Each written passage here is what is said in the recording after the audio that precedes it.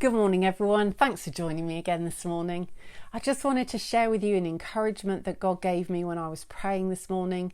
I've been praying through the things that I had ahead of me to do during the day, and I was praying for our young people and considering all the different issues that are facing them at the moment.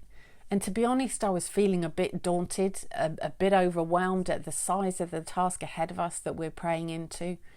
And God just reminded me of boot camp and how important it is that we're able to have that stamina, that longevity in battle, to be able to stand and keep standing, to keep praying, to not be fazed by the size of the task ahead of us, to be skillful in wielding our weapon and to pace ourselves so that we don't run out of energy, we don't burn out too quickly. And he was saying that this morning, boot camp was all about that need for pace, the need to be yoked to Jesus. And he reminded me of the passage from Matthew 11 verses 28 to 30, where Jesus says, "Come to me, all you who are weary and heavy laden, and I will give you rest."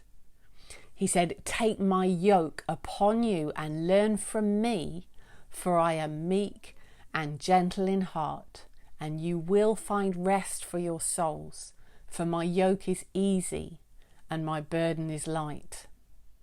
Wow, a light and easy burden sounds good to me.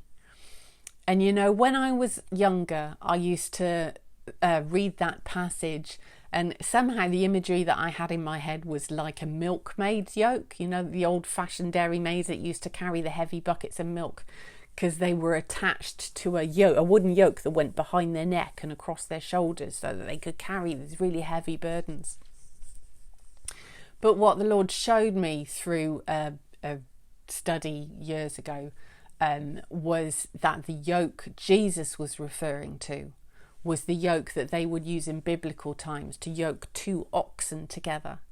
And typically they would take a younger, inexperienced ox that had full of strength and vitality but didn't really know what it was doing, and they would yoke it to an older, experienced ox who knew how to pull a plough without freaking out at the weight behind it, wouldn't get fazed by the task ahead of it, but just knew how to walk at a steady pace and was able to set the pace for the younger ox to come alongside and learn from his example. And the older one would be pulling most of the weight. They would be carrying most of the burden, and their job was to train. The younger one was just learning how to co-labour with the older ox. And you know, that's such a beautiful picture, isn't it, of Jesus? And like he's taking us under his wing, he's saying, "Take my yoke upon you, come and be yoked with me." When he invites us to pray into something, you know, people talk about having a burden to pray. Jesus doesn't give us a burden to pray like a milkmaid and send us off to carry this big heavy load.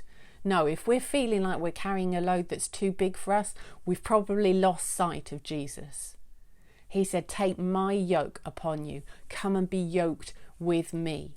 Jesus is carrying most of the weight. He's setting the pace. He's saying, don't be freaked out by the load that you're carrying. Don't be daunted by the task that's ahead of you.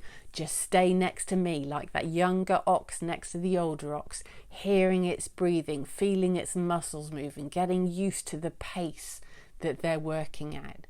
What a beautiful picture of the privilege we have to co-labour in prayer with Jesus.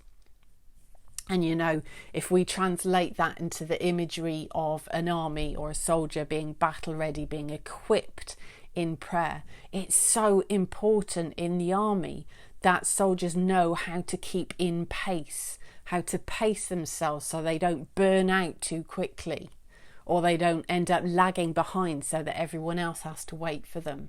It's a similar deal. It's all biblical imagery, whether we've got oxen, whether we've got warriors, or even athletes who know how to pace themselves when they're doing a long distance running.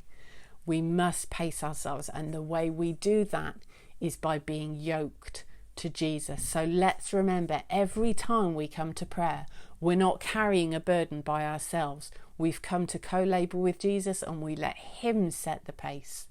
And he is so delighted to be working alongside us, to be training us, to be teaching us the rhythms of praying consistently, steadily, to keep going until we see what we have been asked to do accomplished. Amen.